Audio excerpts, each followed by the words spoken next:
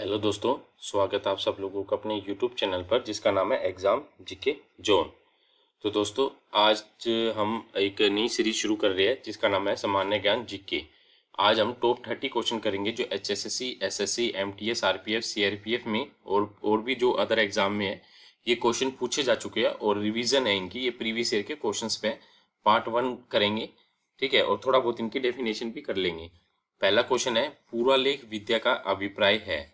पुरालेख इसका क्या अभिप्राय है? ऑप्शन आपके सामने है। इसका सही आंसर है 2, शिलालेखों का अध्ययन करना। जो अभिलेख या शिलालेख के अध्ययन को पुरालेख शास्त्र भी कहते हैं, ठीक है। इसके अंदर जो मोहरे, स्तूपों, चट्टानों, ताम्र पत्र, ये सभी के सभी अभिलेखों के उसमें आते हैं श्रेणी में। और ये मंदिर की दीवार और ईंटों और मूर्तियों पर भी उत्कीर्ण होते थे, ठीक है। और चैनल को सब्सक्राइब कर लेना इस सीरीज के लिए। अपना सेकंड क्वेश्चन है, हम फटाफट करेंगे रिवीजन। सिंधु घाटी सभ्यता की मुख्य विशेषता क्या थी?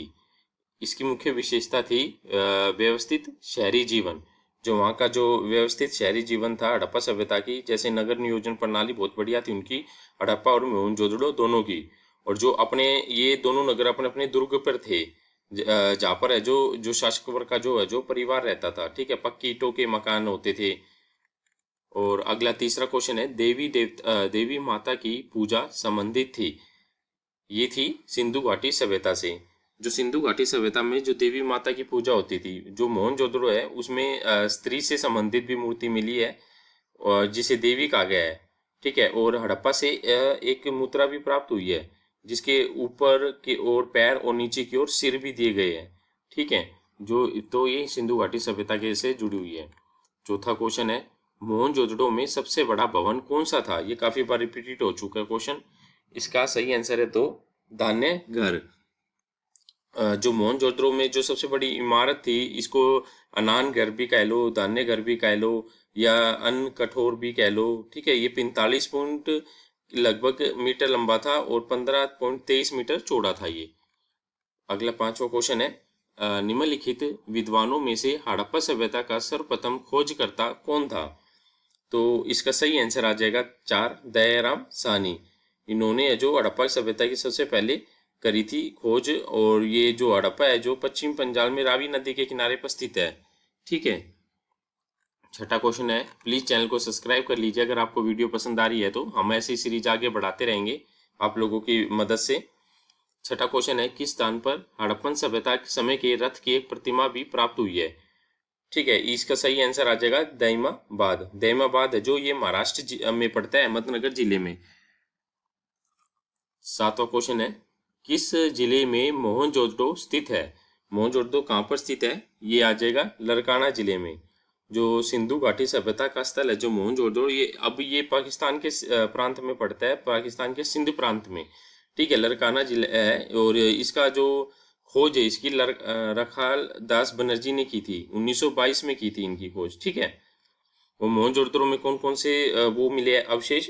ये सबसे बड़ा स्नान घर भी, अन्न भंडार भी, ये सभी, ठीक है। देखो क्वेश्चन से क्वेश्चन निकलते हैं और बहुत रिवीजन हो जाएगी आप लोगों की अगर आपको ऑलरेडी आते हैं ये क्वेश्चन।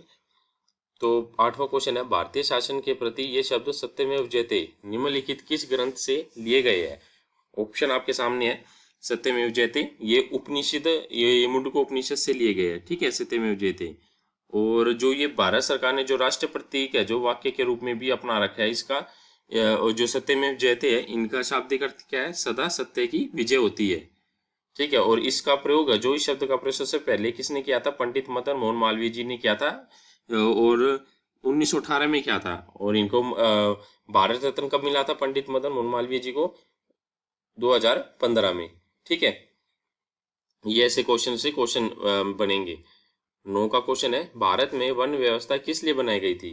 जो वन व्यवस्था है भारत में व्यवसायिक श्रम विभाजन के लिए बनाई गई थी। ये काफी बार रिपीटेड हो चुका है, ये कल भी एक एग्जाम हुआ था स्टेट इसका सेंट्रल गवर्नमेंट का, ठीक है, ये भी उसमें क्वेश्चन पूछा गया था ये वाला।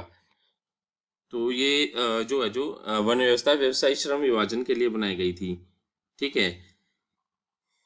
अगला क्वेश्चन है 10 का, भारतीय संगीत का जो उद्गम है किसमें खोजा गया था? भारतीय संगीत का उद्गम ये खोजा गया था सामवेद में। जो भारतीय संगीत है जो सामवेद से संबंधित है।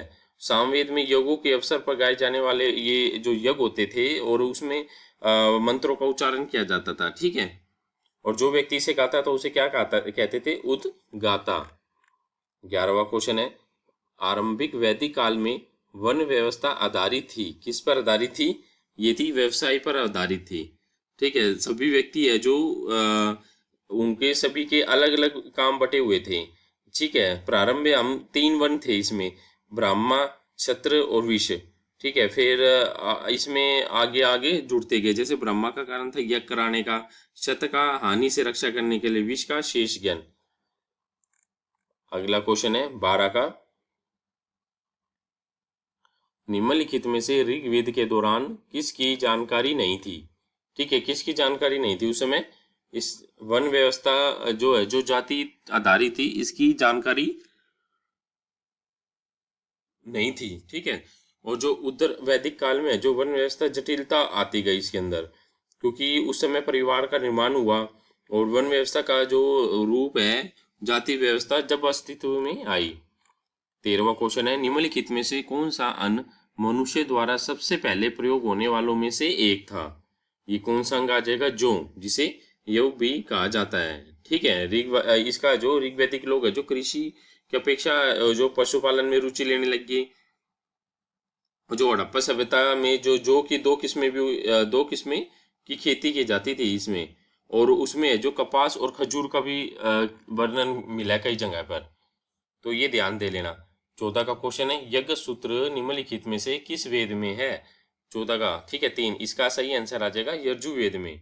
जो यजुर्वेद है सूत्रों का वेद है और यज्ञ का वेद है, ठीक है। और इसमें कई मंत्र सूक्त भी दिए गए हैं। और जो है ये ऋग्वेद और ये वेद ऋग्वेद और सामवेद के विपरीत है, जो कद और पद दोनों में लिखा गया है, ठीक है। 15 का क्वेश्चन है, जुरेसिक काल का माना गया पूरी तरह विकसित फॉसिल कहाँ पर है? ये कहाँ पर है? ये है 15 का आ जाएगा क्वेश्चन। इसका सही आंसर आ जाएगा 2, छत्तीसगढ़ में, ठीक है। 16 का क्वेश्चन आ जाएगा आपके सामने, सिंधु घाटी सभ्यता की लिपि कौन सी थी? जो सिंधु घाटी की सभ्यता की लिपि है जो अज्ञात है, ये अभी तक इसकी जो अब पढ़ी नहीं गई है, ठीक है। 17 का आ जाएगा, निम्नलिखित में से कौन सी जनजातीय सभा सामान्य रूप से जनजातीय सरदार के चुनाव में शामिल होती थी? 17 का क्वेश्चन आपके सामने है। इसका सही आंसर आ जाएगा 1, समिति। ऋग्वेद में कई जनजातीय सभाओं में से जैसे सभा, समिति, विद्वत और गण सैन्य धार्मिक कार्यों में विमर्शों के रूप में लाए जाते थे। 18 का क्वेश्चन आ जाएगा, उपनिषद शब्द का शाब्दिक रूप से क्या है अर्थ? उपनिषद का इसका सही आंसर आ जाएगा 3, पास बैठना, समीप बैठना, पास बैठना, ठीक है। ब्रह्मा विद्या को प्राप्त करने के लिए गुरु के समीप बैठना। 19 का क्वेश्चन आ जाएगा, जो आर्यन जनजाति की प्राचीनतम बस्ती कहाँ पर प्राप्त की गई है? यह आ जाएगा सप्त सिंधु प्रदेश में, ठीक है। सप्त सिंधु प्रदेश में इसकी प्राप्त की गई है। 20 है, सिंधु अर्थव्यवस्था की ताकत थी, क्या थी सिंधु अर्थव्यवस्था की ताकत? कृषि। जो अधिकांश जो समकालीन सभ्यता है उसमें जो कृषि सिंधु अर्थव्यवस्था की रीढ़ की हड्डी थी, ठीक है। उसमें जैसे लोग है जो लकड़ी का भी प्रयोग करते थे हल्के रूप में, और गेहूं भोजन भी उगाते थे, और कृषि के जो अधिवेश होते थे वो कई बारी वो लोग जैसे आग जलाने के लिए भी और व्यापार के रूप में भी इसका प्रयोग किए जाने लगा। 21 का क्वेश्चन है, महाभारत का प्रारंभिक नाम क्या था? इसका क्या नाम था? जय संहिता। देखो ये कितनी बार रिपीटेड हो चुका है ये क्वेश्चन, कि महाभारत का प्रारंभिक नाम क्या था? जय संहिता नाम था इसका।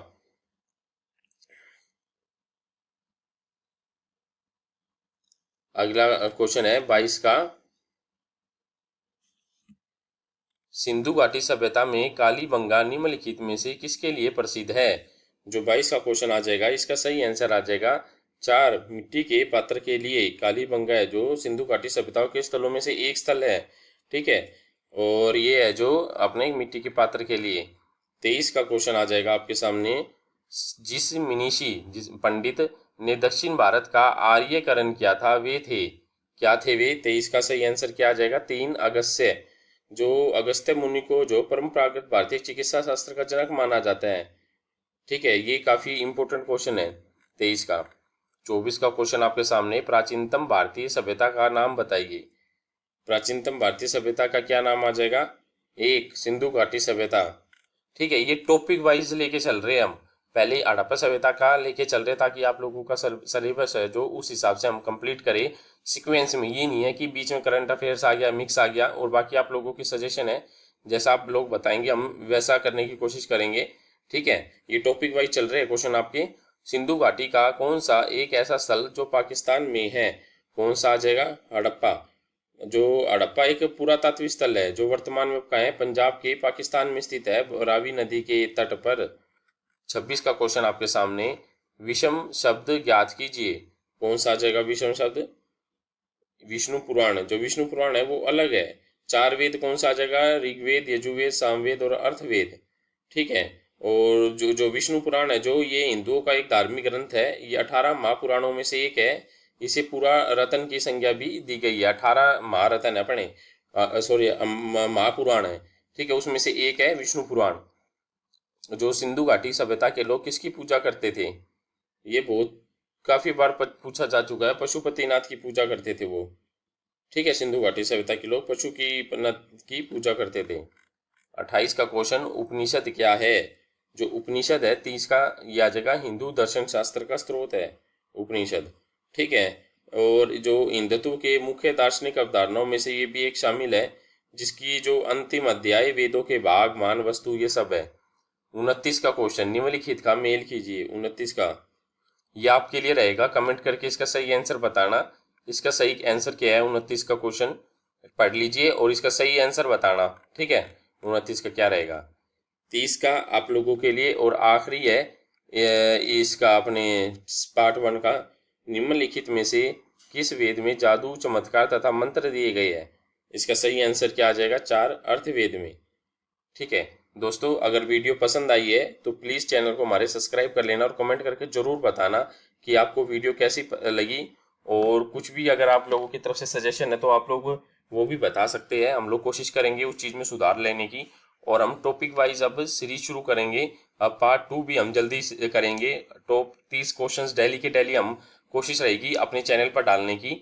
ठीक है, तो आप लोग ऐसे ही हेल्प करना और ज़्यादा से ज़्यादा वीडियो को लाइक, शेयर एंड सब्सक्राइब भी कर लेना अपने चैनल को। धन्यवाद।